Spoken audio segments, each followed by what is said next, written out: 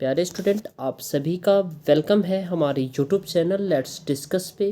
प्यारे स्टूडेंट, जैसा कि स्क्रीन पर देख रहे हैं, आज हम डिस्कस करने जा रहे क्लास 10th का विषय हमारा हिंदी होगा, जो कि असेसमेंट वर्कशीट यानी आकलन कार्यपत्रक संख्या 17 है और यह 24 फरवरी 2022 के लिए है। तो देखिए डियर स्टूडेंट, इस गद्यांश को आपको पढ़ना है और पूछे गए प्रश्न का आपको आंसर देना है।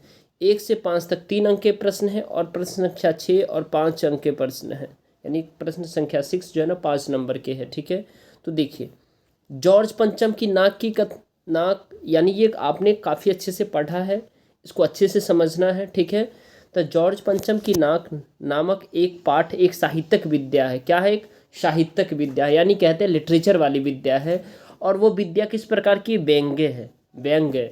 ठीक है, व्यंग्य से तात्पर्य हमारा है होता है व्यंग्य, जिसको हम अंग्रेजी में सरकाज़म कहते हैं। ठीक है, तो ये व्यंग्य से हमारा जो अनुभव है, तात्पर्य है, कहने का मतलब ये है, जो आपके एग्जाम में ये शब्द पूछा जाएगा, जो व्यंग्य से क्या तात्पर्य है, तो उस अनुभव या भाव से होता है जो मन को प्रसन्न करता है।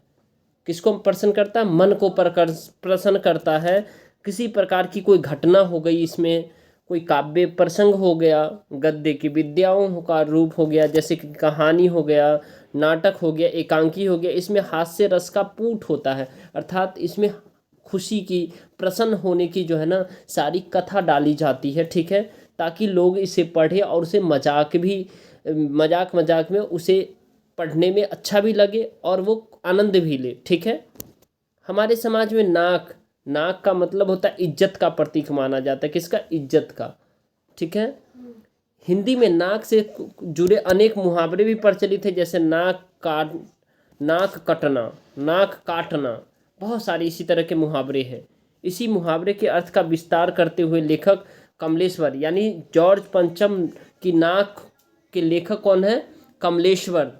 ठीक है, वो बताते हैं जो जॉर्ज पंचम की नाक कहानी में इसका व्यंग्यात्मक उपयोग किया गया, यानी व्यंग्यात्मक यानी हंसते हुए पूरे मीनिंग के साथ और आनंद लेते हुए आपको कटाक्ष करते हुए बता दिया जाता है, फिर भी आपको जो है ना अच्छा लगता है फिर उसको पढ़ने में। ठीक है, तो सारा व्यंग्य नाक पर केंद्रित है, अर्थात नाक अर्थात जो इज्जत का प्रतीक है। ठीक है, सम्मान का प्रतीक है, प्रतिष्ठा का प्रतीक है। ठीक है, लेखक ने अंग्रेजी हुकूमत से आज़ादी मिलने के बाद भी सत्ता से जुड़े विभिन्न प्रकार के लोगों की औपनिवेशिक मानसिकता और आकर्षण पर गहरी चोट किया। ये लेखक कहते हैं जो हमारा देश आज़ाद हो जाने के बाद भी अंग्रेजों के हुकूमत है, अंग्रेजों के गुलामी करते हैं। ठीक है, लेकिन एक बड़ी मुश्किल पेश थी कि वह भी जॉर्ज पंचम की नाक है, अर्थात नाक यानी वो भी जो हुकूमत करते हैं ना, यानी अंग्रेजों से हम तो गुलाम थे, तो आज़ाद हो गए, फिर भी हम जो है ना उनके चापलूसी करना नहीं छोड़े। ठीक है, नई दिल्ली में सब कुछ था, सब कुछ होता जा रहा था। ठीक है, सब कुछ हो जाने की उम्मीद भी थी, पर जॉर्ज पंचम की नाक बड़ी मुसीबत की थी कि नई दिल्ली में सब था, सिर्फ नाक नहीं था। अर्थात जो आने वाली थी क्वीन एलिजाबेथ, उनको लेकर कहा जा रहा था जो नाक नहीं था, अर्थात वो आ जाएंगी तो नाक हो जाएगा। तो इसमें जो बेहद ही आसान से कुछ प्रश्न है, जो कि यही प्रश्न आपके स्टार मार्क है, ये सारे प्रश्न आपके एग्जाम में डेफिनेटली यहाँ से प्रश्न पूछे जाएंगे। ये कुल मिलाकर के 5-6 प्रश्न हैं, जो कि ये 5 अंक के हैं और बाकी 3-3 अंक के हैं। तो चलिए इसको हम एक एक करके डिस्कस करते हैं। चलिए प्यारे स्टूडेंट, अगर आप हमारे चैनल पे नए हैं तो चैनल को ज़रूर सब्सक्राइब कर लीजिए। ठीक है, और बेल आइकन को प्रेस करके वीडियो को लाइक कर दीजिए और शेयर भी कर दीजिए अपने फ्रेंड्स के साथ। ठीक है, ताकि मुझे भी अच्छा लगे। ठीक है डियर स्टूडेंट, तो चलिए आगे हम देखते हैं। इसमें देखिए, तो ये जो व्यंग्य किसे कहा गया है जाता है, इसमें किस बात को प्राथमिकता दी जाती है, तो व्यंग्य से तात्पर्य है उस अनुभव या भाव से होता है जो मन को प्रसन्न करता है, मन को खुश कर देता है। और किसमें किस बात की प्राथमिकता दी जाती है, तो इसमें घटना को प्राथमिकता दी जाती है, काव्य प्रसंग को, गद्य की विद्याओं का, जैसे कहानी हो गया, नाटक हो गया, एकांकी हो गया, इसमें महत्व इसको दिया जाता है। ठीक है, अब अगला प्रश्न है, हमारे समाज में नाक किसकी प्रतीक माना जाता है, यानी किसका प्रतीक माना जाता है, तो आप लोगों को अभी अभी मैंने अच्छे से समझाया, नाक जो है ना इज्जत का प्रतीक, स्वाभिमान का, मान मर्यादा का प्रतीक माना जाता है। इससे संबंधित बहुत सारे मुहावरे भी गढ़े गए हैं, जैसे नाक कटना, नाक का सवाल, नाक रगड़ना, नाक रगड़ना, यह सब मुहावरे व्यक्ति के सम्मान प्रतिष्ठा से जुड़ा हुआ होता है। ठीक है, अगला प्रश्न है जो कि बेहद ही इम्पोर्टेंट है। जॉर्ज पंचम की नाक पाठ में लेखक ने किस मानसिकता पर चोट किया है? यानी जॉर्ज पंचम की जो नाक है, इसमें लेखक स्पष्ट करता है कि ये जो है ना, जॉर्ज पंचम की नाक पाठ में लेखक ने इस नाक के माध्यम से विभिन्न बातों को स्पष्ट किया है कि भारत में आज़ादी के बाद भी, यानी भारत में आज़ादी के बाद भी एलिजाबेथ पहली बार अपनी पति के साथ भारत के भ्रमण पर आ रही थी। यानी उनके जो पति थे एलिजाबेथ, वो भारत आ रही थी, और वो कहाँ, दिल्ली में आ रहे थे। और भारत में लगी जॉर्ज पंचम की लाट की नाक, यानी उनकी जो लाट की नाक जो लगी हुई थी, अर्थात नाक यानी इज्जत का सवाल था, नाक टूट जाने के कारण जॉर्ज पंचम का प्रतिष्ठा धूमिल होने की बात थी। ठीक है, तो विदेशी लोग अपने नाक को प्रतिष्ठा का सवाल बना लेते हैं। कौन? विदेशी लोग अपने नाक को प्रतिष्ठा का सवाल बना लेते हैं। इसीलिए जॉर्ज पंचम की लाट जो है कि नाक लगने के लिए भारत की हुकूमत अपनी कोशिश में लगे थे कि रानी एलिजाबेथ के सामने उन्हें शर्मिंदा न होना पड़े। अर्थात देखिए, जब हम गुलामी से आज़ाद हो भी गए, फिर भी हम उसके चापलूसीकार हैं। तो कहने का अर्थ ये हुआ, सीधा सा अर्थ हुआ, जो जॉर्ज पंचम, ये जो लेखक है, ये कन्वे करना चाहता है, जो हमें आज़ादी मिल गई है फिर भी हम गुलामी की तरह ही जी रहे हैं। ठीक है, आगे ही अतः हम कह सकते हैं कि लेखक ने अंग्रेजी हुकूमत से आज़ादी मिलने के बाद भी सत्ता से जुड़े विभिन्न प्रकार के लोगों की औपनिवेशिक मानसिकता और विदेशी आकर्षण पर गहरा चोट किया है और सवाल उठाया है, जो ऐसे लोगों तरीके से हमें जिसने 200 वर्षों तक गुलाम रखा, उसका और आज भी हम चापलूसीकार करते हैं। ठीक है, चाटुकारिता करते हैं। ठीक है प्यारे स्टूडेंट, आई होप आपको समझ में आ रहा है। तो इस वीडियो को ज़रूर लाइक कर दीजिए, चैनल पे नए तो चैनल को सब्सक्राइब करके वीडियो को शेयर कर दीजिए। ठीक है, टेलीग्राम का लिंक आपको डिस्क्रिप्शन में मिल जाएगा, ज्वाइन हो लीजिए ताकि आपको लेटेस्ट अपडेट मिलता रहे। ठीक है, अब देखिए क्वेश्चन नंबर 4 है, नई दिल्ली में सब था सिर्फ नाक नहीं था का क्या अर्थ हुआ?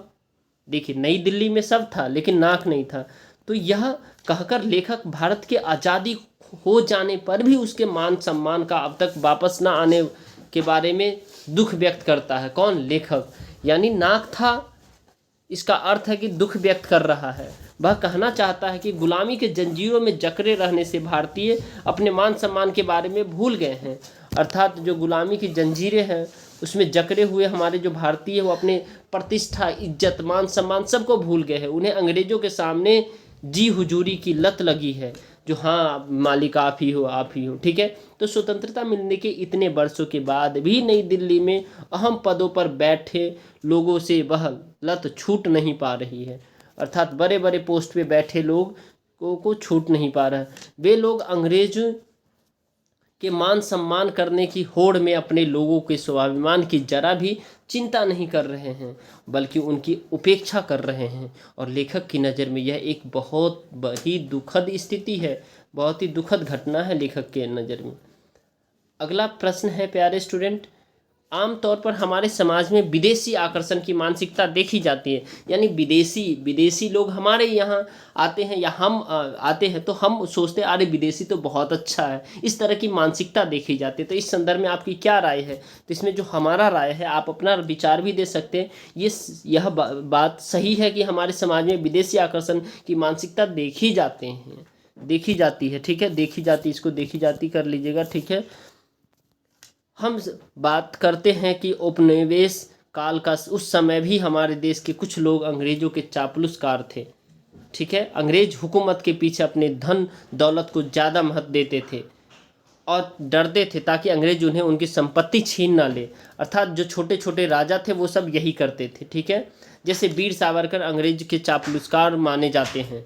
अतः इस संदर्भ में मेरा कथन यह है कि सबसे पहले हमारा देश आता है। ठीक है, और हमारे देश की रक्षा के लिए, मर मिटने के लिए हमें सदा तत्पर आगे रहना चाहिए, ना कि अपनी ज़रूरत के लिए हम किसी के आगे झुके और चापलूसी करें। तो ये अर्थ है। ठीक है, आई होप कि आपको ये बेहतर तरीके से समझ में आ रहा है। देखिए लास्ट प्रश्न है, ये प्रश्न काफ़ी इंपॉर्टेंट है। यानी हिंदी में नाक से जुड़े हुए अनेक मुहावरे प्रचलित है। मुहावरे बहुत सारे नाक से जुड़े हुए, तो नाक से जुड़े हुए मुहावरे को एकत्रित करके उसको वाक्य में बनाइए। तो देखिए मैंने आप सभी को मुहावरे तो एकत्रित कर दिया, वाक्य में थोड़ा सा आपको मेहनत करनी है, आप बना लीजिए। जैसे देखिए नाक रगड़ना अर्थात गिड़गिड़ाना, ठीक है। यानी प्रजा ने राजा के सामने नाक रगड़ा कि मुझे माफ़ कर दो, इस तरीके का आप सेंटेंस बना सकते। यानी गिड़गिड़ाया लेकिन राजा ने माफ़ नहीं किया। नाक में दम करना, बहुत परेशान करना। कहते नहीं है जो एक बच्चा जब स्कूल जाता है तो अपने पेरेंट्स को के नाक में दम कर देता है, ठीक है। नाक भौं सिकुड़ना यानी घृणा करना, ठीक है। इसको वाक्य में आप बना लीजिए, ठीक है। देखते हैं कितने बच्चे इसको वाक्य में बना करके आप कमेंट बॉक्स में कमेंट करके आप बताते हैं। नाक कटना यानी बदनामी होना। नाक रख लेना यानी इज्जत बचाना। जैसे बेटी घर की इज्जत होती है तो कहते हैं नाक बच गई, ठीक है, यानी इज्जत बचाना, ठीक है, नाक रख ली हमारी। नाक दबाने से मुंह खुलता है यानी कठोर कार्य करने से सिद्ध होता है। नाक कटी पर घी तो चाटा यानी निर्लज होकर कुछ पाना, ठीक है। नाक का बाल होना अर्थात बहुत प्यारा होना। और नाक में नकेले डालना अर्थात बस में करना, ठीक है। तो आई होप डियर स्टूडेंट आप सभी इस जो है ना इसका जो है ना आप क्या करेंगे, का सेंटेंस बना करके आप मुझे सेंड करेंगे। तो नाक चोटी काट कर हाथ में देना यानी दुर्दशा करना। तो इस वीडियो को ज़रूर लाइक करें, चैनल पे नए हैं तो चैनल को सब्सक्राइब करके वीडियो को शेयर कर दीजिए, ठीक है। Thank you for watching, have a nice day.